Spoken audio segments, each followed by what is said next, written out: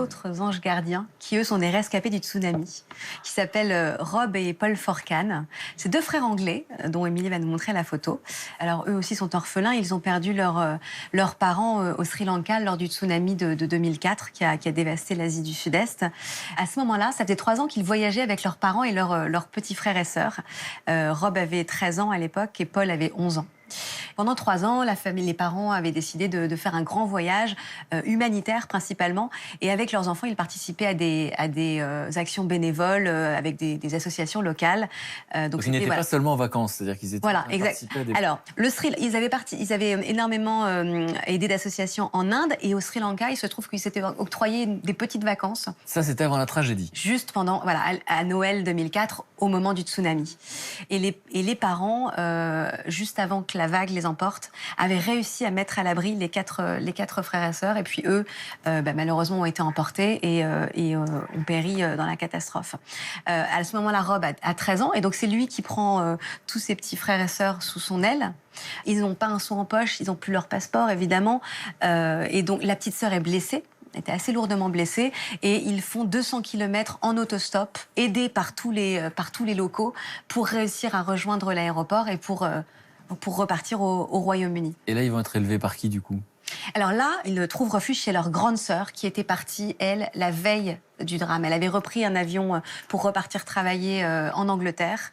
Et donc, la sœur aînée prend ses quatre petits frères et sœurs sous son aile à son tour. Et à un moment, Rob, le grand frère, se souvient que les parents, eux, disaient toujours quand il se passe quelque chose de négatif, il faut en faire une force, il faut en faire du positif. C'est ce que les parents disaient avant leur disparition. Leurs parents disaient toujours ça, c'était leur philosophie de vie, en fait. Faire de tout ce qui est négatif une leçon de vie et une force. Alors, on imagine qu'ils l'ont appliqué. Exactement. Et du coup, ils ont fait quoi ? Eh bien, ils décident d'aider, de venir en aide aux enfants sri-lankais et aux familles, aux populations sri-lankaises qui leur sont venues en aide au moment du tsunami. Et ils créent une fondation qui s'appelle Orphans for Orphans, donc qui veut dire des orphelins pour les orphelins. Ça, c'était en 2011. Ils sont tout jeunes à l'époque. 19 ans, Rob, et Paul a 17 ans. Elle fait quoi concrètement, la fondation ? Ils viennent en aide aux enfants orphelins du Sri Lanka, mais aussi plus globalement aux enfants défavorisés. Et c'est de l'aide à la fois pour la scolarisation, donc ils participent à l'ouverture d'écoles, ils recrutent des enseignants, et puis une aide médicale également, ils fournissent du matériel médical. Et leur plus grand projet, c'était l'ouverture de cet orphelinat pour le 10e anniversaire du tsunami. En 2014. Ils ont ouvert un orphelinat. Ils ont ouvert cet orphelinat qui accueille 400 enfants. Alors, des enfants orphelins, mais plus globalement, des enfants aussi défavorisés. Et donc, c'est un orphelinat, mais c'est surtout une maison d'accueil pour scolariser ces enfants. Et puis, pour c'est des activités scolaires, mais des activités sportives aussi, des activités artistiques, pour que ces enfants aient un lieu où ils puissent trouver de la convivialité. Les enfants et aussi des adultes, d'ailleurs. Des adultes qui veulent être formés, par exemple, à des cours d'anglais ou qui veulent juste trouver un peu de chaleur humaine. Colin, vous comprenez leur démarche ? Oui. Mais c'est assez impressionnant ce qu'ils ont fait. David, ça vous inspire ? Une force de vie qui est assez naturelle et assez...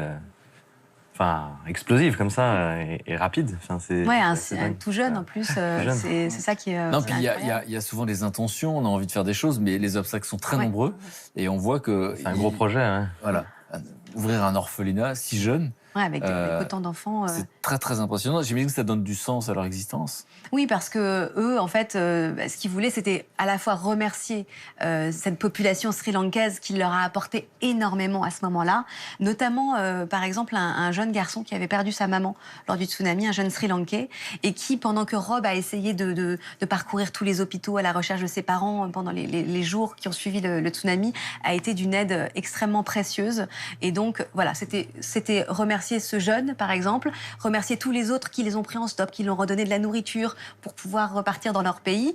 Et puis eux, ce qu'ils ont réalisé à ce moment-là, c'est qu'ils avaient la chance de quitter ce pays dévasté. Ouais. Ils avaient la chance de retrouver une famille au Royaume-Uni, alors que tous ces autres enfants, ils restaient au Sri Lanka, dans un pays qui était vraiment face à l'horreur, en fait. Donc, ils vivent un drame, mais le fait de savoir qu'il y a des gens, des enfants, qui finalement vivent un drame qui paraît encore plus compliqué, Ça leur permet. Ça a permis ça les a aidés à relativiser un petit peu. Puis ils ont aussi voulu, évidemment, grâce à cet orphelinat, rendre hommage à leurs parents, parce que leurs parents étaient des personnes altruistes, qui accordaient énormément d'importance au bénévolat, à aider les autres. Et donc, grâce à ce lieu, finalement, ils prolongent un petit peu l'engagement de leurs parents. Et c'était ça qui était important pour Et donc eux ils aussi. s'arrêtent à l'orphelinat ou ils ont des projets? C'est pas le genre de personnes à s'arrêter. Non, ils ne vont pas s'arrêter. Ils veulent ouvrir d'autres lieux du même genre, notamment au Népal, au Malawi et en Angleterre. Ils sont extrêmement soutenus.